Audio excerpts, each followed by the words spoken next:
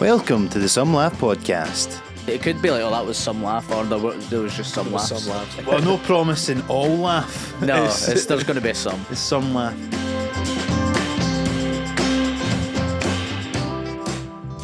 So you did that podcast, Flog Cabin, with Daniel Mulkerton, who's been on this podcast before. Has he? Oh, that's right. When he did his tour, I remember him talking about this. He came on, but flog is that like an Aussie word for wanking? Yeah, it's like this is probably the first 3 episodes of the podcast was trying to define what flog means. Right. Like, yeah, it does mean flog, but it also like flog means wank, but it also is like a.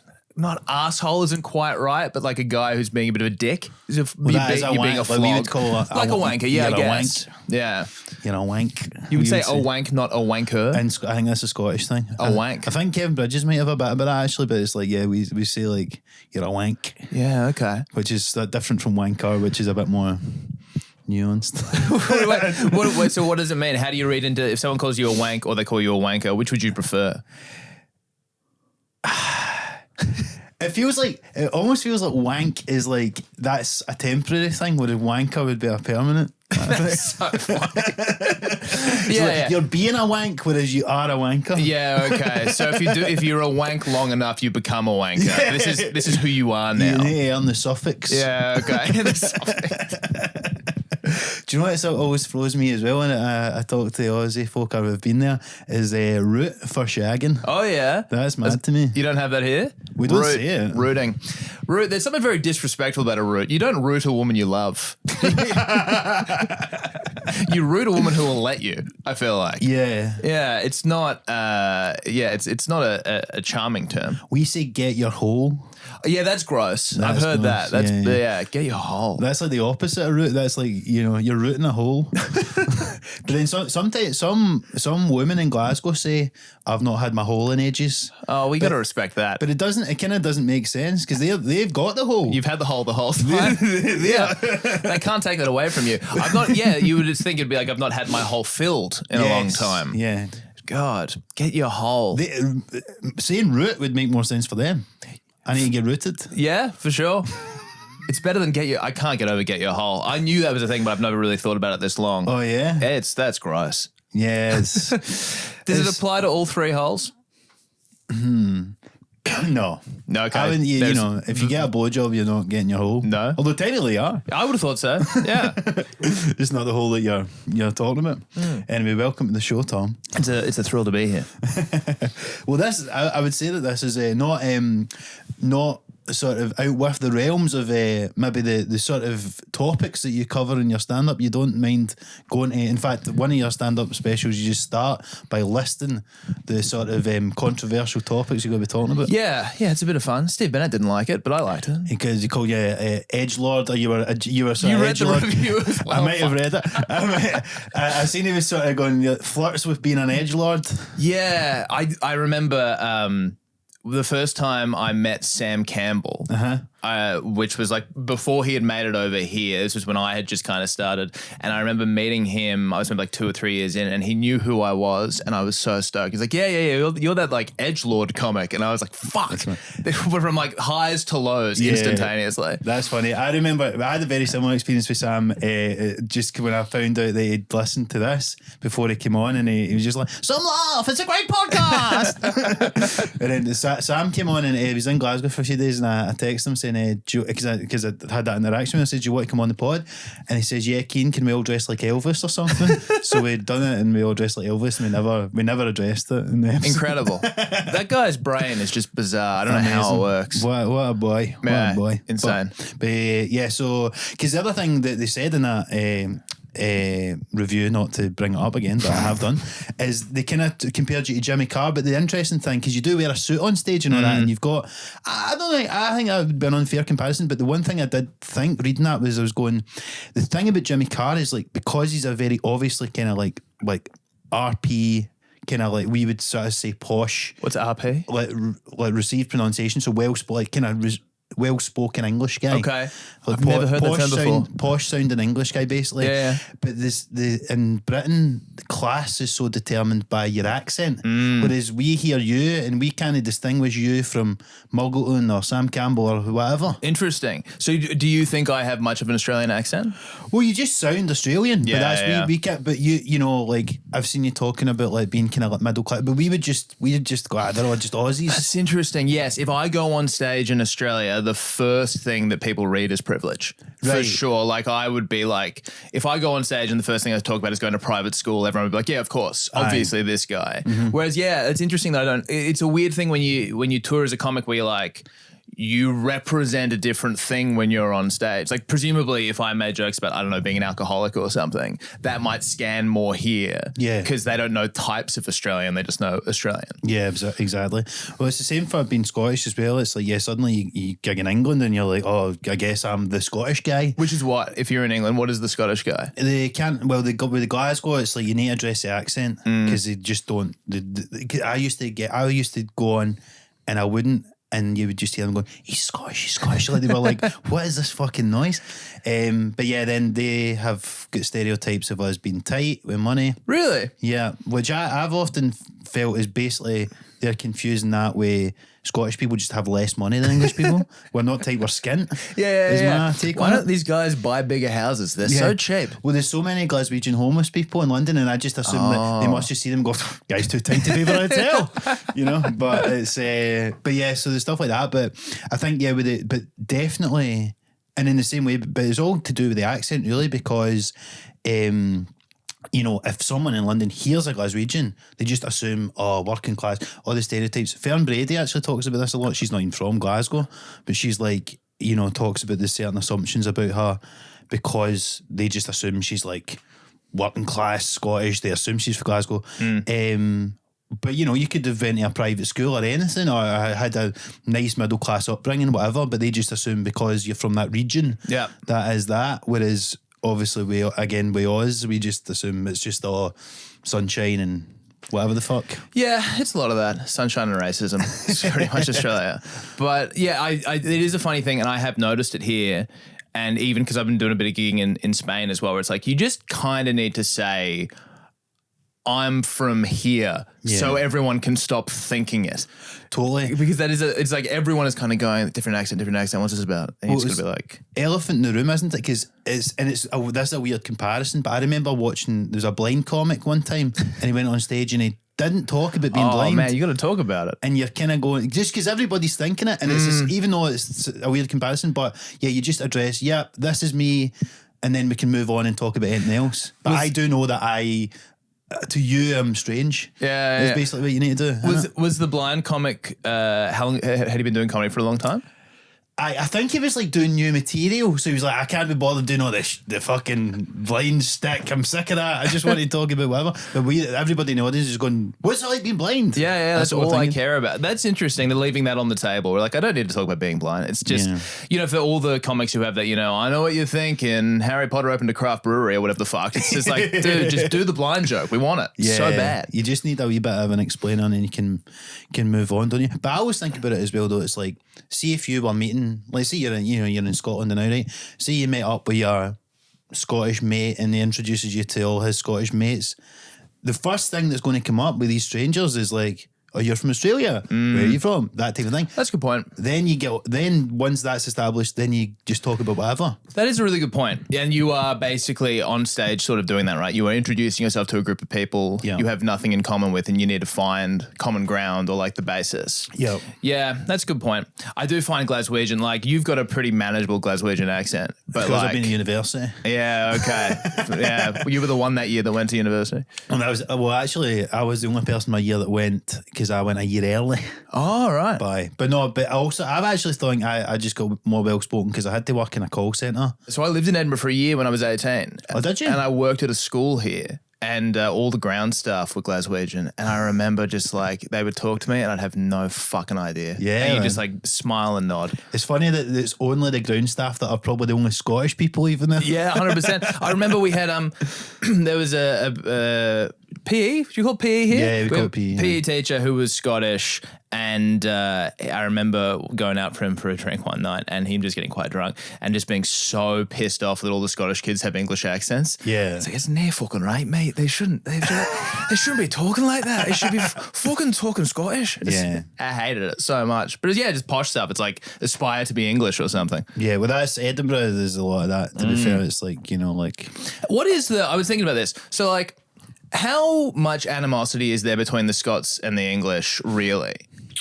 I mean, it's like, you don't hate the English or whatever. Like, it's in the same way that like the Irish would, well, it's a bit different than the Irish. The Irish really hate the English, right? They've got a bit more reason. We were sort of in on the heist to a large extent, maybe it was going on with British colonialism and stuff. But there's a general just feeling of like oppression or just like, but I always say like, a lot of people want Scottish independence because, you want say over our own affairs and all of that kind of stuff. Be in the EU. But there's some logical reasons for it. But then I would say, like, on the top 5 family fortunes things, one of the things that pisses off Scottish people the most is just having to hear English commentators at football games. We don't care about if he's going to make that. What does this mean for the England team? That pisses us off so much. So it's like cultural stuff, really. They're fucking irritating, the English. Like, they're so annoying. I find that when I watch sport, the only thing, because Australia just doesn't compete in football, like I'll give them, I don't mind seeing English do all right in football. Yeah. But in rugby or in cricket especially, seeing them the big one. Seeing them happy at the cricket makes me so mad. I fucking hate it so much, and I forget how much I hate it until I see it. Yeah, and I'm like, what? And we need to fucking wipe these cunts. I can't stand it. Scotland pays no attention to cricket whatsoever. Yeah, why would you? Yeah, we are like one of the only nations that were colonised by the English that haven't been forced to to participate. It's always like, oh, are they going to beat Sri Lanka? Who gives a fuck? Yeah, well, now like the Afghanis are good at it. Have you seen that? Really? Like Afghanistan has a really good cricket team, which is crazy. And I think do they have a women's team? I feel like they do. There you go. Well, say we won about the Taliban, but I know. Yeah, love cricket. You like to talk about what the fuck's going on in the world in your set. It was very admirable, and this is what I would say separates you from a Jimmy Carr. You're not just this gag merchant. You're talking about it's still a conversational style, but you've just got rock solid jokes, I would say, through it, and it was really, that's very nice. When I watched your special, I was like, fuck man, like, you're talking about stuff like, try to buy a house and being in your 30s and your pals getting married, but there's like, and people talk about that, but you just got really good fucking jokes, and you're like, yeah, that's what you want to do. You want to get into it, but then just have a fucking good, strong That's very nice. I appreciate that. Yeah, I think like I probably work jokes backwards. Like I write the joke and then I work out how to make it about life or whatever. Interesting. But I feel like, I don't know, like because I do, in Australia, like here, we have that festival circuit thing. Yes. So you're doing a new hour every year. And I find that my show is kind of this, it's like, if I had a criticism about myself, it's like the show is kind of the same every year, which is like open with relatable relationship stuff so that then I can talk about racism, a terrorist event, Nazis,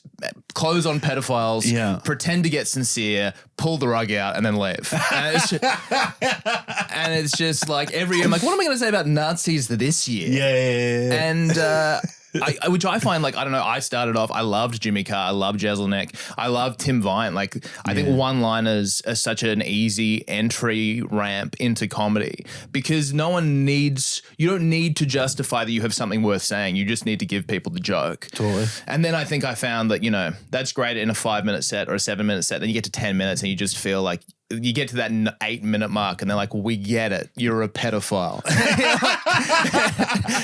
And you can write jokes about it as well. It's just that Anthony Jeselnik thing, like the shit version of doing Anthony Jeselnik, which is like pull back and reveal something awful was happening. Yeah. And I think that's when I felt like, okay, I need to be more of a person on stage. And I still think that's what I want to get better at, that of like being and like actually talking about me, because that was like the Bennett criticism as well, not to keep bringing that up, but I've only really had one proper review. Like I had another review early on where, like, I don't know if you have this here, but you can kind of pay for someone to come and review your show, so you can put stars on the thing. Just getting PR at the Fringe, basically. That's basically what that does. And it's just like you're kind of almost contractually obligated to receive 4 stars, where it's like you get 3.5. It's like, well, why did I give you any money? And so it was, anyway, the guy wrote about the thing, but he was, there was a reason for him to be nice about it. Bennett is like, I don't know. I think, especially as an Australian, you see the Edinburgh Fringe is happening. You're not there. You're kind of keeping an eye on what's happening. And I think a lot of the stuff I've read him say about people, I'm like, yeah, I think there's fairness in that. So it was interesting to get that level of like objectivity about myself because you never get it. So it's the thing with stand-up, right? It's like it's a solo sport. You don't really get a lot of insight as to how you're coming across. You kind of just need to, I guess you trust the audience, but you don't know what they're taking away from it really. No, you only get one form of feedback and it's it's like either laugh or not. Yeah. There's this other shit that people are thinking that you don't really ever get to know. And then the other thing is you see comedians get the laugh while you think they're shit. Yeah. Do you know what I mean? You see stuff where like, this is bad, but it's going well. Yeah. And I don't want that. Anyway, he was like, he kind of made the point that I refuse to be personal, which I think is kind of true. Like I talk about, I'm married, but I don't actually really talk about what it's like to be married, all that sort of shit. Yeah, anyway, so that's what I'm trying to get better at. But yes, no, it was like joke writing was the way in. Like I always loved jokes. I know. But do you know, I think these days people do like go to a show and they do want to almost take a piece of you away with them and like it's a bit personal. But at the same time, I'm a bit sick of that.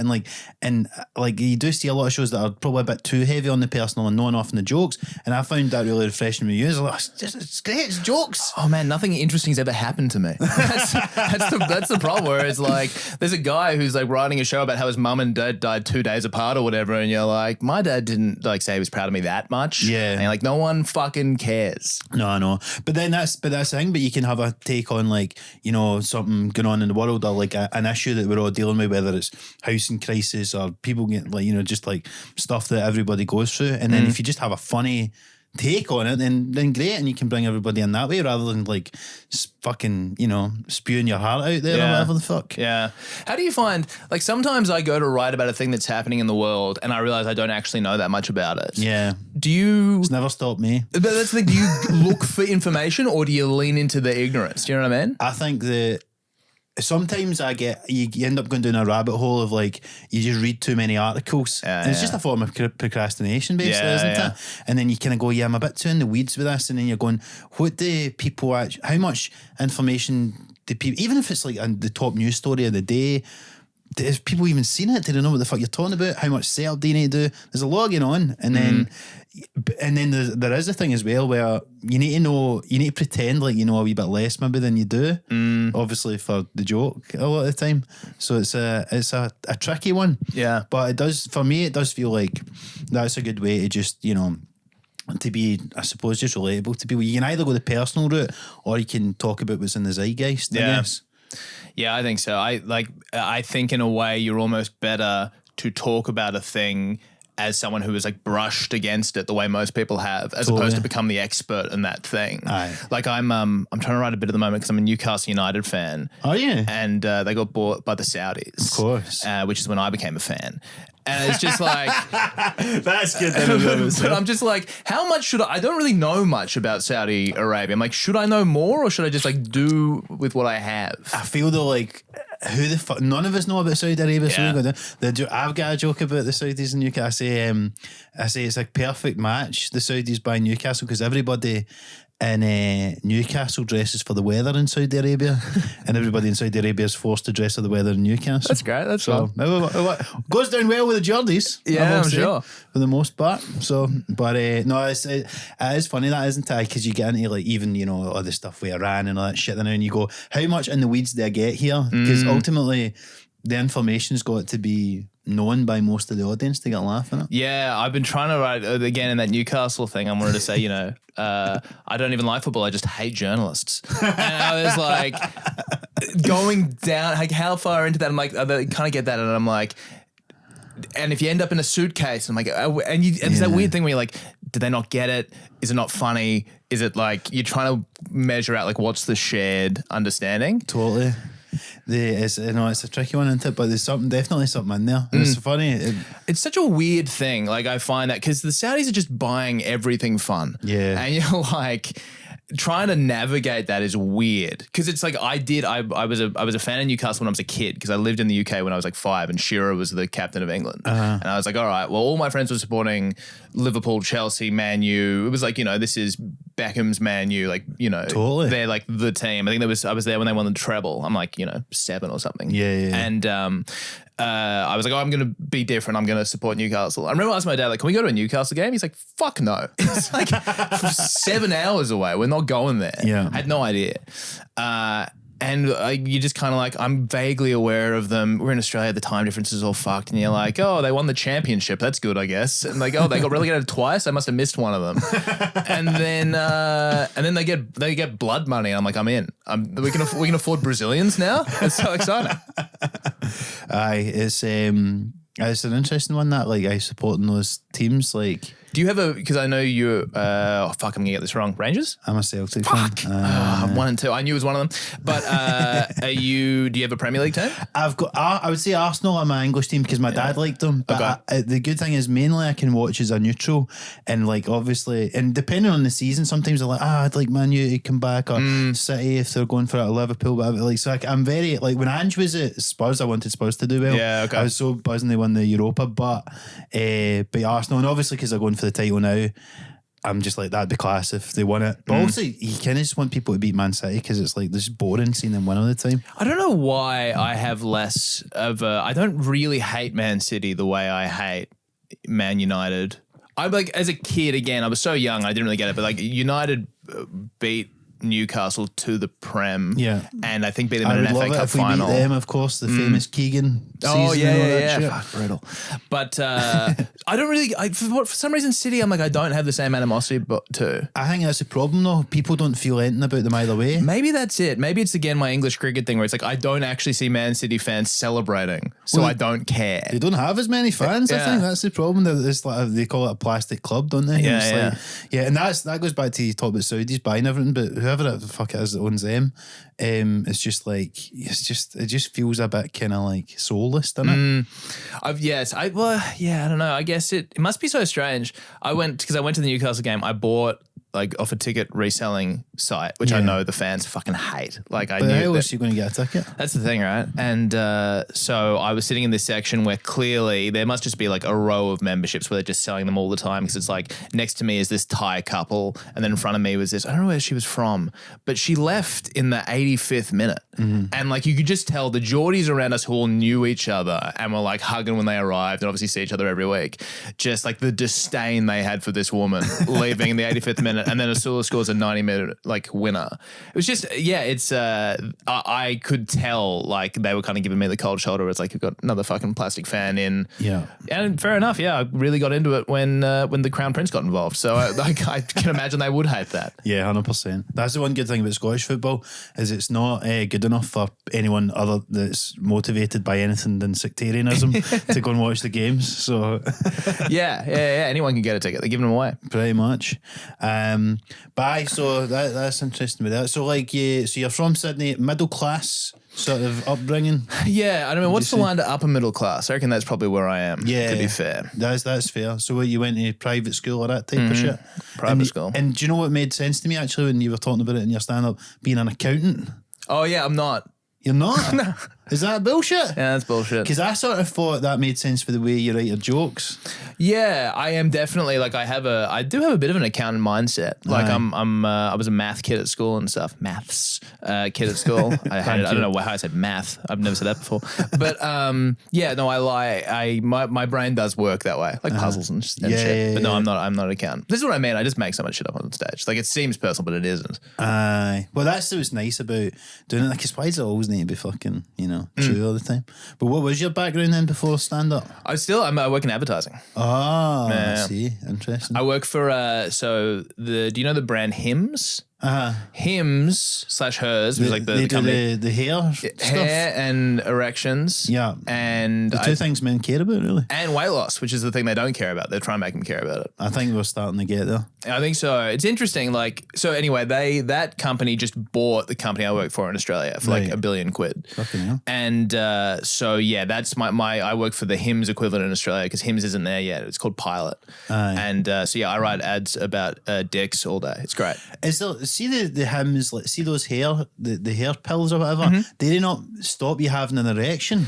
Well, I've heard people have this conspiracy theory, like that's why they sell both. which is like that's because I'm sure Stu's talked about that as well, and that's what I was wondering is like, so they're selling the cure.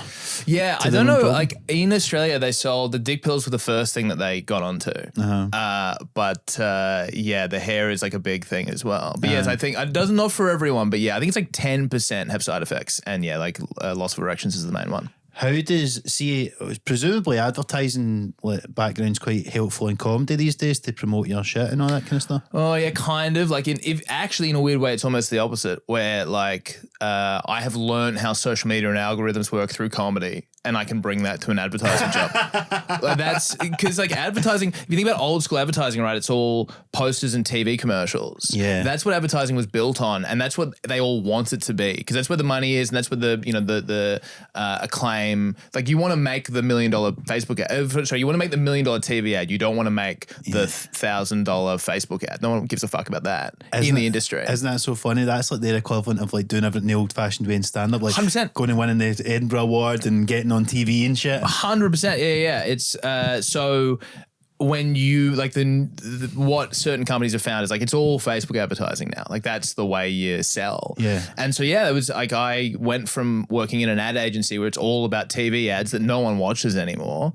And then when I went to work at this pilot, like it's all Facebook advertising. I'm like, well, I know how algorithms work. I hate that I know that, but I do. Yeah. So yeah, in a weird way. But like I don't know, it's hard when you're the product. You know what I mean? Like, absolutely. You can look at, I reckon, there's probably a world where I might be better at selling you and you might be better at selling me. Yeah. Because you can kind of look and be like, oh, this is what people see from you. Aye. Where I think for yourself, you're like, I'm so complicated. And you should get Steve Bennett to do yours. Tom Witcombe, it's not for me, but. Do you hate personal comedy? You love Tom. But no, that's very true. I know, well, in the way that sometimes like you swap jokes with somebody, or like you do a writing session, like yeah, maybe we should just do each other's clips and all that shit. Oh yeah, for sure. I think so. I think you see it in other people. It's so bizarre when people do a joke and you're like, why didn't you say this? And they're just like, I didn't even think about that. You know that like people can see angles and stuff. You just have no idea. Well, you do it yourself as well, don't you? You're watching someone else and you think you're tagging, and then they're like, oh, that's been staring me in the face the whole time. Yeah. It's a nice thing. And then you watch them go up and bomb with the tag that you give them. And you're like, you're doing it wrong. Yeah. No, don't say it that way. But I like the idea that there's these like there's kind of like the sort of advertising equivalent of like the kind of like road dog like old comics, like going, I remember before it was all TikToks and Reels, like fucking kids. Yeah, when advertising was about going up there and saying something you believe in. They think they're artists. They do 100%. And some of them are. Some of them are really good at it. But yeah, they like another parallel with comics. Then 100%. We're artists. Oh man, yeah. It's so funny. Like there's an Australian comic at the moment who did this thing. He applied for a grant from the Australian government to go and do comedy workshops, and the government came back and said, no, you don't apply because comedy isn't an art form. And I'm like, I kind of get it. I don't massively disagree. Yeah. Well, there was a thing, I don't know if it's changed since COVID, but like Creative Scotland's like this thing that gives people money, and they never let stand-up be a thing because their argument was it was like financially viable, and you could argue against that obviously, but I suppose it is more financially viable than ballet or some shit. Do you know what I mean? That's so funny to think that like a defining feature of art is that it's not financial. Exactly. For it to be art, it has to be worth nothing. That's the only way it counts. It was something along those lines. Yeah, okay. And, I think Rob Mulholland had done a show about that as well. It was the UK equivalent or whatever. But it's funny that. It's just so brutal that at the end of the day, like everything that we do, whether it's online or in person, is actually just a guise to sell other shit. Yeah. Do you know what I mean? Where Absolutely. It's like comedy doesn't exist unless everyone there is going to buy beers. Like that's kind of the main. It's a thing that people watch while they drink. Yeah, and if they're not drinking, it's a fucking tough shift. You do a Monday at the Fringe compared to a fucking Saturday, man. That's so funny. Yeah, I think that's also maybe a requisite for an art form is like you can't rely on a drunken audience. Like it's like Picasso doing an exhibition. He's like, what do you expect? They're sober. Of course they're going to hate this. Doesn't look like a horse at all. No, but it is, man, you do need a bit of drink in them. It makes such a difference. It's crazy. Even just like the difference between being the first act and the last act on a show. Sometimes there's a sort of, that's why sometimes if you go in the middle, it's, they've had one more drink than for the opening act, but not enough that it's tipped over. And then, you go on last and it's a totally different thing. You're just almost like fighting fires, aren't you? It's just crazy. Like a few times I've kind of like, headlined a late show and there's just like 6 conversations happening at once while you're talking. Aye. And you can't call out any of them. And you're just like, this is a nightmare. 100%. Do you find that, so the opening 20 spot, we don't have it in Australia. Like, it's not really a thing. What do you have instead?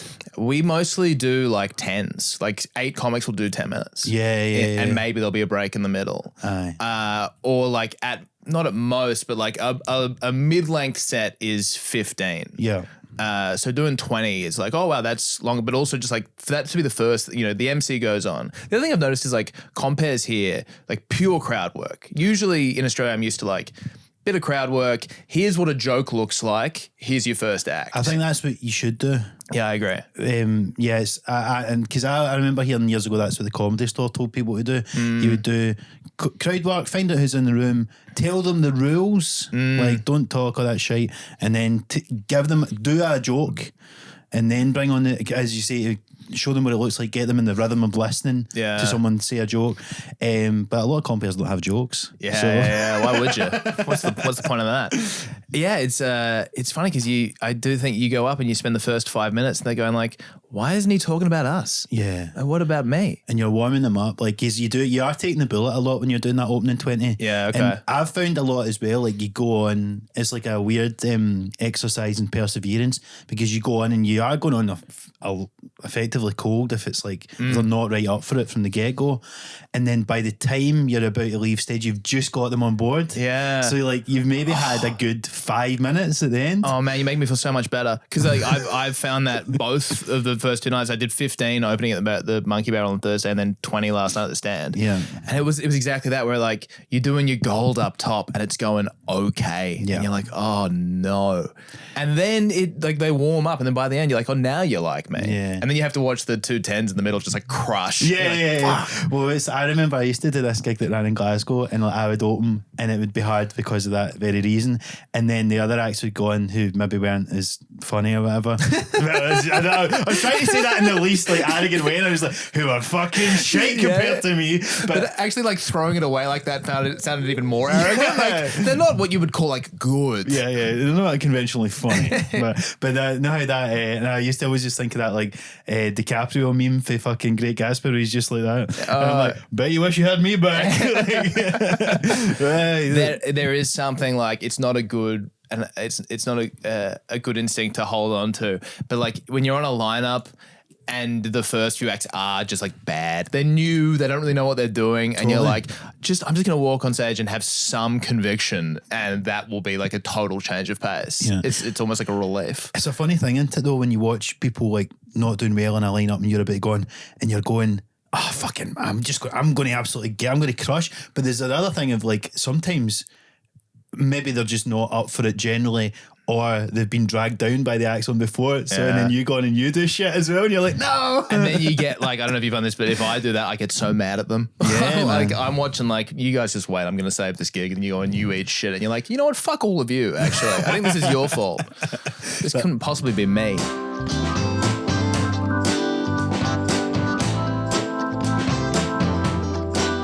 How do you find the drinking in Australia compared to UK for your experience? Yeah, I don't know. It's like I'm kind of, so as I said, I lived here for a year in 2010. How did you end up coming to Scotland? My school had like exchange programs with different schools across the UK. Yeah. And you just kind of put your hand up for stuff, and people got sent all over the place. So some were in London, some were in Surrey, some were in Oxford, and I got sent to Edinburgh, which was great. I loved it. I really, really loved it. Did you know anything about the Fringe you're in at the time? I went. I was thinking about this the other night. I hadn't really thought about it before, but I really regret this in hindsight. I was here for it. I've been kind of traveling Europe for a lot of summer, and I think I was back for the last like couple of weeks. Yeah.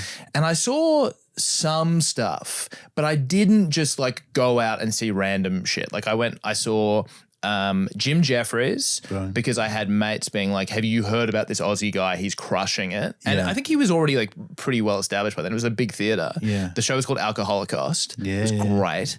And then I saw, a mate took me to see Danny Boy, which was just like, he wanted to go. I was kind of not plus, but it was all right. I saw Arj Barker. Yeah. And what's weird about Arj Barker is he is enormous in Australia. Yeah. So he's performing in the Opera House to like 2,000 people. That's what I think he is. And like, I'm a Flight of the Conchords guy. I'm like, this guy's a big deal. And then he's in like a lecture hall performing to 60 people. And just, I also just didn't have the context of he's, 20 days into his run, he was just furious. Like he just was not happy to be there. Yeah. And I've always remember this. I was such a big fan. He was one I really wanted to see. And after the show, he's kind of hanging around. I just wanted to meet the guy. Aye. And I was with mates, and we're 18, and my mates are all just so drunk and just intent on ruining this for me. So I'm standing out the back, like waiting to meet this guy. I'm like, I'll meet you guys at the pub. And like, no, we'll stick around. We'll hang out. It's That's like, funny. fuck off. And he's talking to this like nice couple. You can tell he's kind of over it, but he's being pleasant. And then I went to go meet him, and then all of the guys around me just were like being such fucking pests. And it gets like, he's been there for like 5 minutes. He's so out of it. He just wants to go. And my mate goes, hey, Arj, do you want to hear a joke? And he's like, yeah, go on. He's like, what do anal sex and Brussels sprouts have in common? If you're forced to have it as a child, you'll hate it as an adult. And he's just like, nothing. And my mate's like, oh, not funny? And he goes, I don't know, man. You hear a lot of jokes. What a line. You hear a lot of jokes. Oh, dude, I was so heartbroken. I was like, I'm so sorry. Well, imagine getting that in a review. I don't know. You hear a lot of jokes. I don't know, man. You hear a lot of jokes. Well, you could, but like the Norm tells that Rodney Dangerfield thing. Have you heard that? Oh, yeah. Where he's like, It's all shit. oh, wait, what's that? I don't know about that one. He's saying, he's like, movies and TV is all shit. The only thing is stand up. And then 2 seconds later he goes, stand up shit. That's great. What was the one you're The one I heard about was like, there was this joke that, it might be actually the same line, but he's like, Norm tells his like, I don't know, mate who's not a comedian, like there's a joke that he loves to go tell Rodney the joke. And he goes, these two gay guys are, there's one where it's like the two gay guys are hanging out. One of them says, hey, let's play hide and seek. I'll hide, and if you find me, you get to fuck me in the ass. I'll be behind the couch. And he says, and he goes up, does it, Rodney Dangerfield, gives no response, and he goes, I don't know, kid. I'm not one for jokes. most prolific joke writer of all time. That's unbelievable. great, man. But sorry, to put the bow on the Fringe thing, I went and saw one free show. I saw two. I think there must have been a split or something. Half of them were fucking horrific. And then I saw John Robertson, the Darkroom guy. Yeah. He wasn't doing Darkroom yet, but he did a show called A Brief History of Evil. And that was the first Fringe experience I had. Like, I have no idea who this guy is, but he's incredible. And I just loved it. And I didn't do enough of that. I wish I'd done that thing. So you went to see solely Aussie guys, basically, when you were there? Well, I didn't mean to, but I guess him and Jim and then Danny Boy. But Danny's big in Oz, isn't he? Yeah, he's big. Yeah, that's a good point, actually. Yeah. And Arch, you're right. But that was the thing. I was like looking at it the way you would look at, I don't know, like a music festival or something. Where you're like, oh, well, I'll seek out the acts that I know. Totally. As opposed to I'll just go see something strange. I didn't really get that. Yeah. So I did that when I was 18, and then I went again in 2022 when I'd been doing comedy for a while. And that's when I said I saw Stu and I saw Liam Withnell as well. Yeah, and just saw stuff, and that was great. But you've not done a Fringe run? No. Do you it think- scares me. I wouldn't say it's dissimilar to like, doing the festivals in Oz necessarily. I think there's just a scale to it. There's so much stuff. I Yeah. find that very intimidating, where it's just like you look at the program, it's just page after page after page. And I still find it hard to get past. Like, why would you see me? Yeah, well, if Arj Barker's only playing to 60 people. Oh, dude, yeah. But yeah, no, it's worth a going. It's a long way to come, I suppose, as well for that, because I do think that way Oz sometimes. So I went out and done a few runs in like Perth and Adelaide, and I sold all right in Perth because there was like a lot of Scottish people there and stuff. But it's like a long way to go to like, to just go, I might be playing to like 10 people every day or whatever. It's that weird thing, right, where, and I guess everyone is having this with the Fringe, which is like, what are you doing it for? Yes. And I think if I was to do it, I'd have to be thinking about it like a bucket listy, like, am I going to do comedy my whole life and never have done a Fringe? Yeah. But then you hear a lot of people go, it's just like, I don't know. I think I It's would not just the 90s anymore, basically. yeah. I think I would just I do find it hard being that small fish in a big pond thing. Like you just feel like, and I don't know, everyone's talked about this, right? But like you're just surrounded by, you're seeing the stars go up on people's posters and you're seeing people sell out and you're seeing award stuff and you're just like, and when you get none of that, I find that can be quite alienating.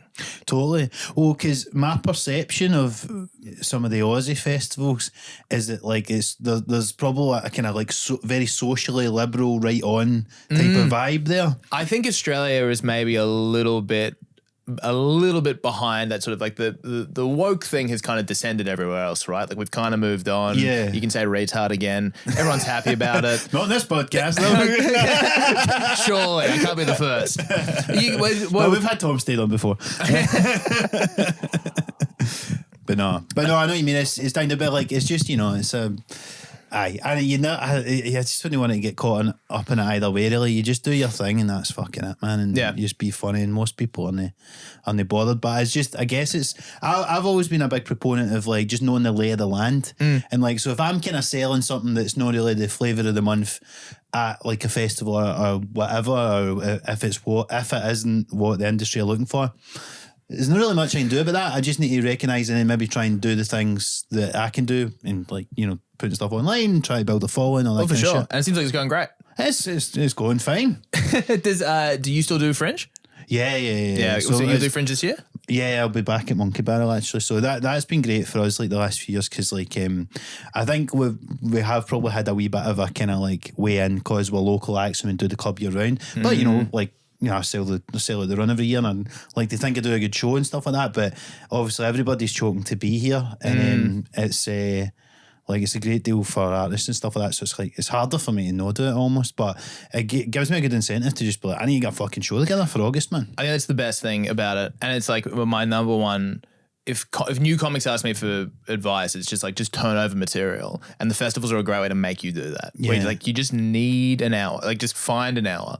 And I think like being forced to abandon old stuff and write new stuff, I think it's the best way to get better. It is, because it's hard when you're just going through the motions doing stuff, especially when you like yourself, like you've done a couple of specials and then you're doing 20 minutes, you're like, well, I've already filmed this, so like what am I getting out of this? 100%. Yeah. And I think like, because I'm over here for most of the Australian, like I think it's the Melbourne Comedy Festival starting in a couple of weeks. It's Adelaide right now. Yeah. So I'm not doing festivals for the first time in a while. And it's like, I just didn't need an hour, so why would I write new? Yeah. And then last minute I found I'm going to be in Sydney for a bit of the Sydney Festival. So like I'll do a couple of like work in progress. And all of a sudden you're like, fuck, I need material. Like you just kind of suddenly, it's not about, it would be nice to have a new joke. It's like, I need stuff. 100%. Yeah. You've turned around a lot, because that's 3 specials. I don't know how long ago you filmed like the kind of most like the latest one or whatever, but that was the last one I filmed last May. But yeah, it's like those were 3 of my last 4 shows. I filmed another one, and I would have put it out, but the gig was just so dog shit. This was the Comedy Store in Sydney is in this big like kind of complex. I've played it before actually. Yeah, it's a nice room, but it's a great room, but it's in the same like building as a cinema, like I don't know what the big kind of chain of cinemas here is, but it's called Hoyts. And they were like, oh, for this year, we're going to add a second room at the Comedy Store, and it's going to be in the cinema.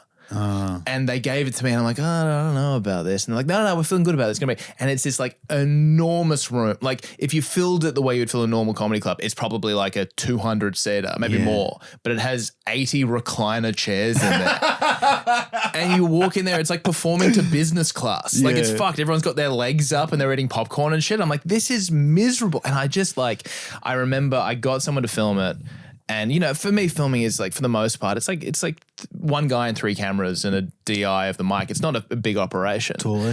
And I got this guy in to film the thing, and it was just terrible. And he gave me the film back, and it looked great. And I remember like skipping to the end, and I just looked like such a defeated man. Yeah. I was so unhappy to be there. It's so hard to fake it, isn't it, when it's not like everyone says, oh, when you're filming it, just do it for the camera. But I'm so bad at like not, what was you saying about Arj, like having a go at the crowd or whatever. I'm so bad at not like showing it in my face if I'm not enjoying it. I think, yeah, like to me, it wasn't even just like, I was kind of mad, but I was just so sad. I know. You can tell how sad I was. But it is also annoying as well because you're like, oh, we've got this purpose built, like, you know, beautiful comedy. That is a great room, that fucking Sydney Comedy Store.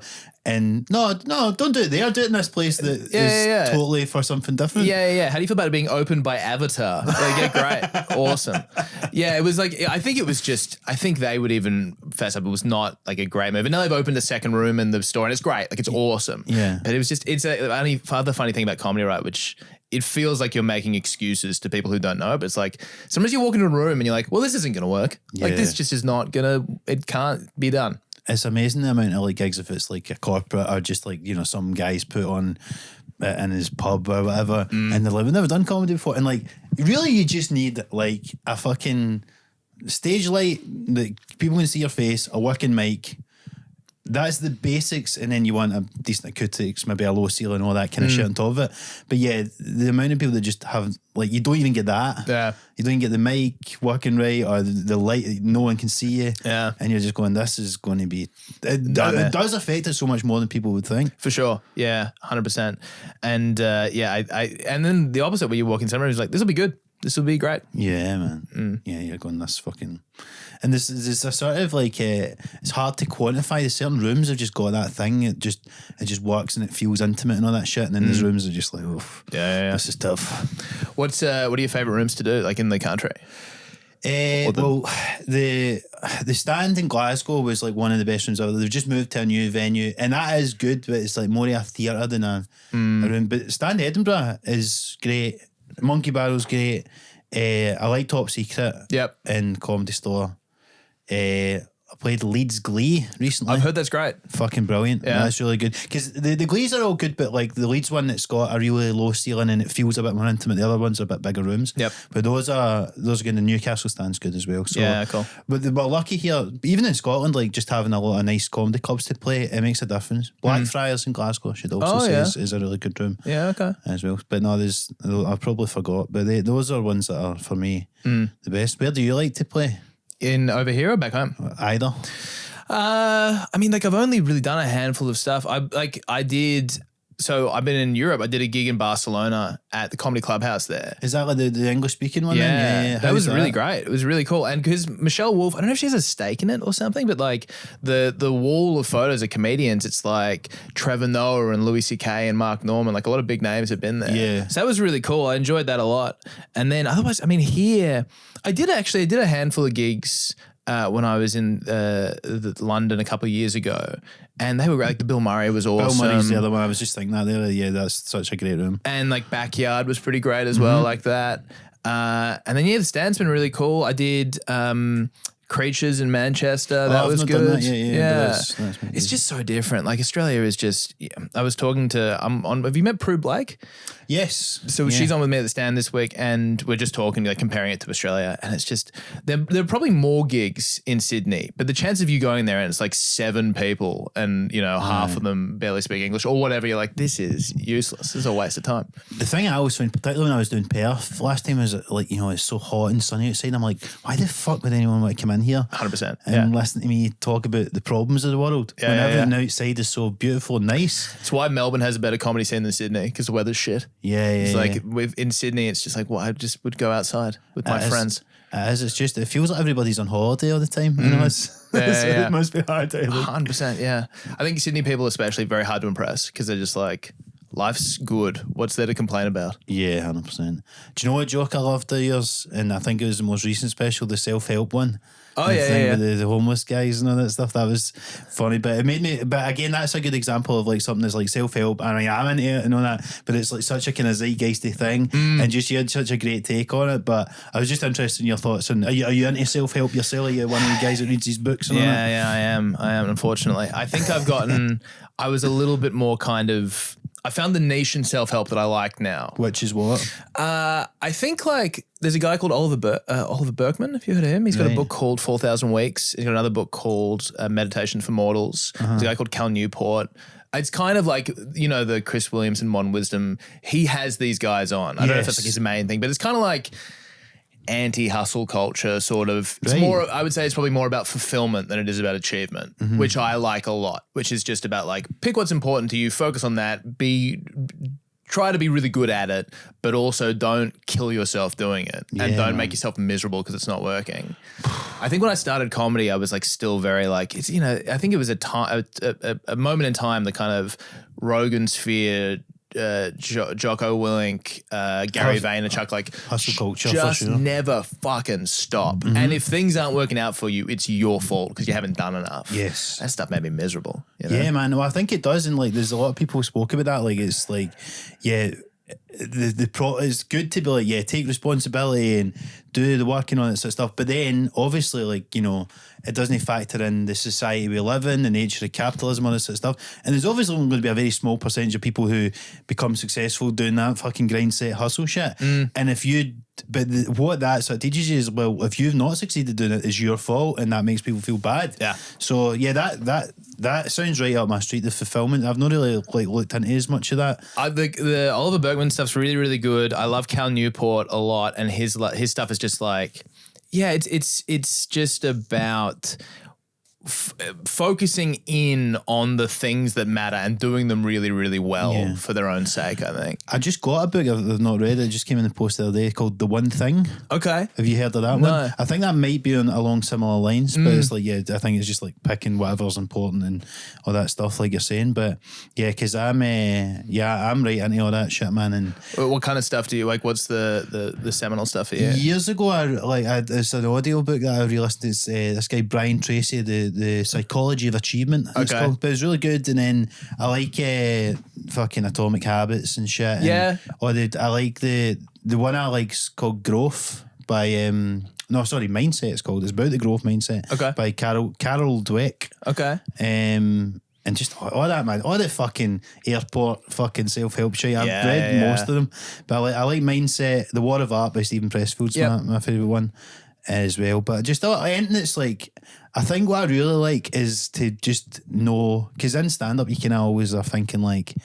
am I good enough to do this? You know, so anything that teaches you, it doesn't matter, you know, like, you can get good at a thing over time, do you know what I mean? Rather than just thinking like, oh, you're not good enough, or you know, you're not set out for this kind of thing. You can just teach yourself, you know, if everything's a skill you can learn, then I think that's really nice. I think that's great. Like I think the biggest thing I keep relearning in stand-up, and I think it's sort of the same thing that pulled me into the self-help stuff, is if I think about this long and hard enough, I can just be good, or like I can make it work, or I can get success. And I just don't think it's true. The thing you find in stand-up actually is, if you just keep doing it and you keep pushing yourself, you will get better. Like you kind of can't avoid it. Some people do find a way to avoid it. I don't know how. It's bizarre. Well, they don't turn over material for one. They just get stuck in a rut, because you can do if you just do the same thing all the time. Because you know yourself, like, you go through bits where you're a bit more productive and bits where you're a bit like, oh, I'm just phoning this in. And I think if you just do that for 20 years, then that's how you don't improve. And like, to be fair to them, I think there was a period of time where they were kind of rewarded for that. Like, to have your bulletproof 20, just do it again and again and again and again, and we'll just throw money at you. I think there was a big hole in the UK circuit, from my perception, when Jongleurs closed. I've been talking to a lot of like comedians who've been here forever since I've been here, and they all talk about Jongleurs. Yeah, because they were just like, I think half the time they barely were even listening. It was just a total like crowd management thing. And so you just had that, you just had your 20 minutes.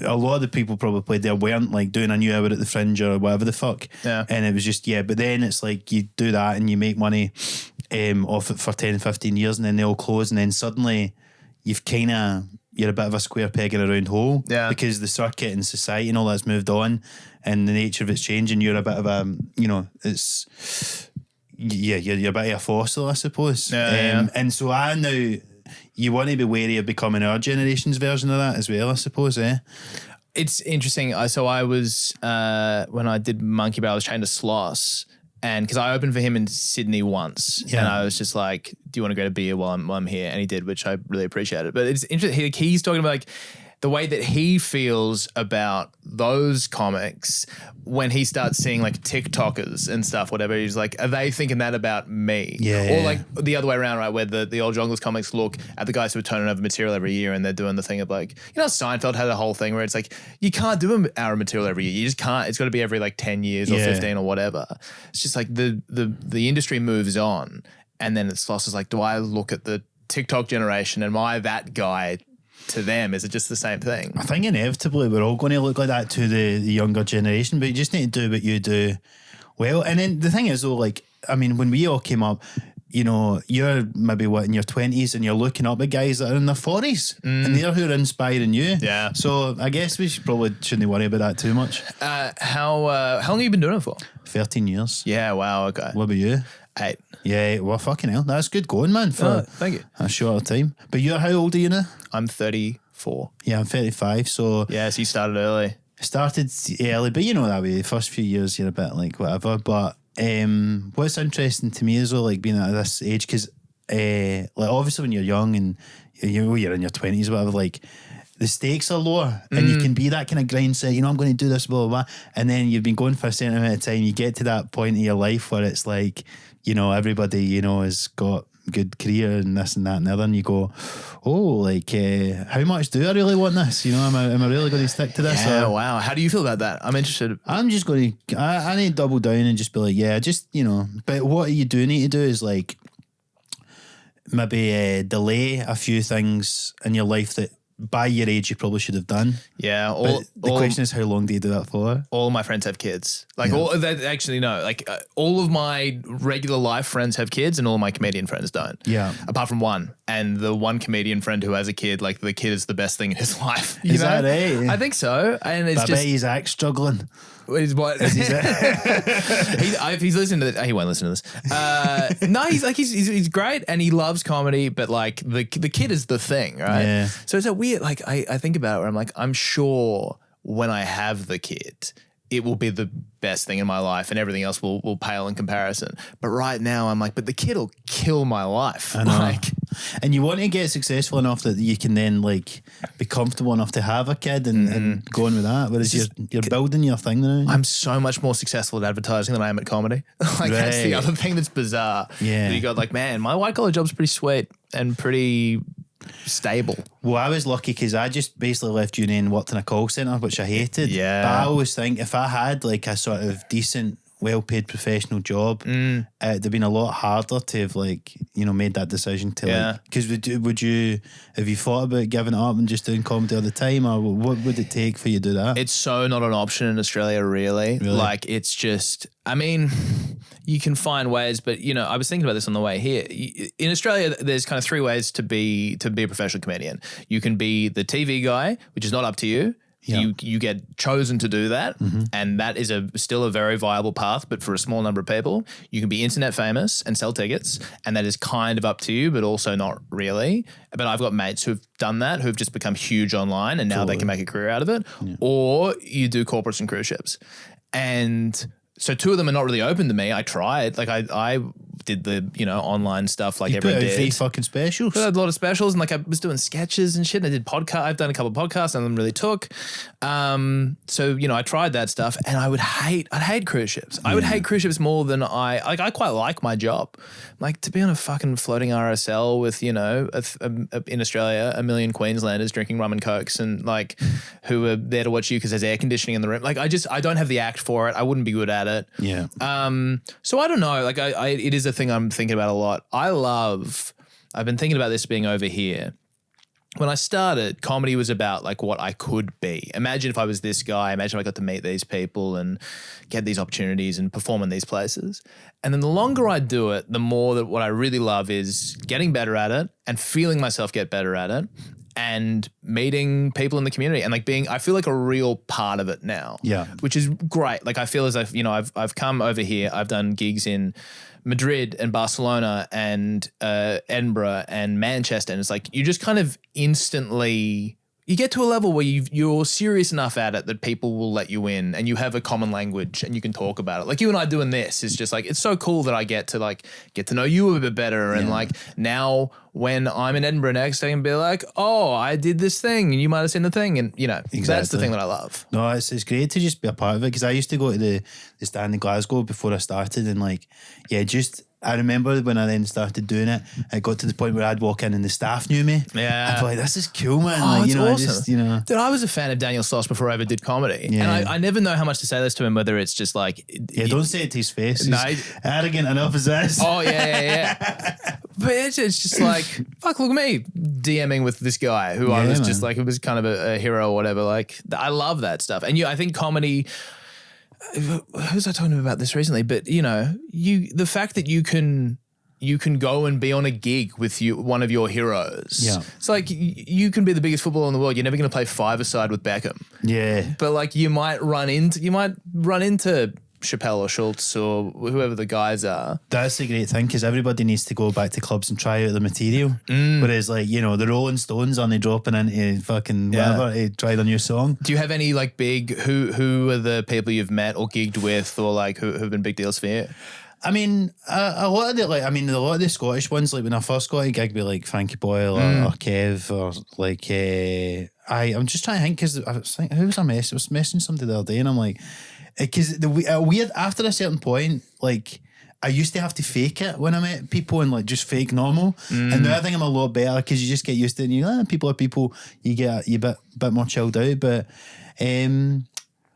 a lot of just like, I guess just like everybody who was famous before you started. Yeah. And it was, you know, on the circuit and all that. But so yeah, when you're in London now and again and yeah, who the fuck did I met somebody like last week or something, I can't remember. But just any time really, it's like somebody you looked up to. But I can't think maybe off the top of my head, like the one that's been the biggest kind of like, oh wow. But what about you? Have you got one? I remember when Mark Norman was in Sydney and he just, I don't know if you've been where he is, but like wherever he is, he just gigs relentlessly. He does the shittest gigs. He'll go and perform in the theatre and then he'll go and perform to 8 people at a bar. Yeah.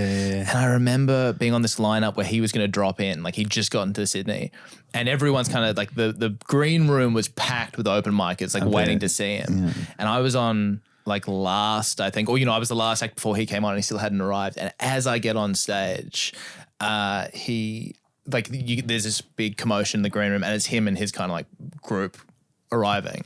And I remember being on stage and like, cause he's getting there, there's a kind of a big commotion over there. No one's really paying attention to me. So it's not going great.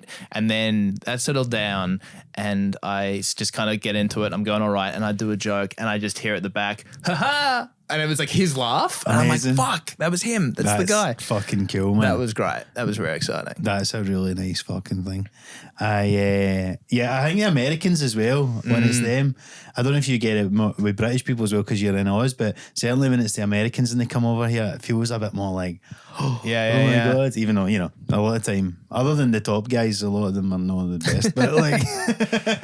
It's in Australia, they use it as just a work in progress. Yeah. And they don't make, I remember going and seeing, you know, paying like $80 to see an act in a theatre and they're walking on with a notebook and be like, and what else? Like, dude, fuck, what are we doing? I seen Chris Rock at the Royal Albert Hall and I felt like he was trying out. Yeah, can you imagine just not caring that much where you're like, yeah, it's just another. I think though the thing is as well, like it's interesting the way the sort of, you're saying earlier on about doing the opening 20, all American comics don't understand the concept of breaks. Oh, yeah, okay. They think they need to keep the momentum going because they get table service all the time and they think if you have a break, it stops the momentum, whereas we're like, no, we need a fucking break because the people are just wanting to go up and get a drink. They'll stop listening to you. Yeah. Having a waitress walk through a crowd is so much more distracting. Yeah. Although they do it in Monkey Barrel, it does work, but they can have both. They do breaks and all that, but it's they just think it'll, like when they do a tour show, often they'll have their opener come on and then just go straight on and everybody's like, when the fuck can we get another drink? Yeah, right. You know, but it's just the way it works here, I guess. Yeah, it is funny how ingrained all those things become in the way people do it. Well, listen, man, thank you so much for joining us, Tom. Before you go, you get any plug?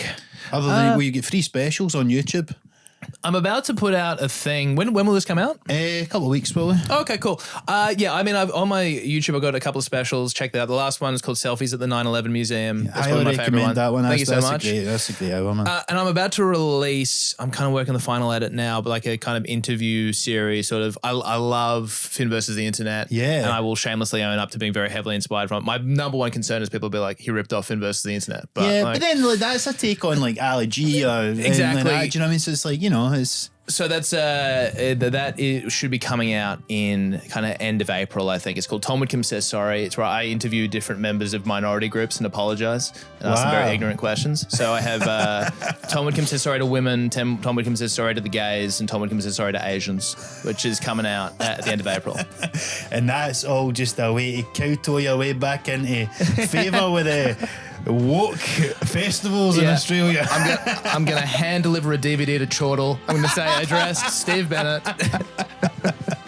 Brilliant. No, thanks so much for coming on, man. Lovely to meet you as well. And thanks a lot for tuning in, guys, as ever. And we'll speak to you very soon.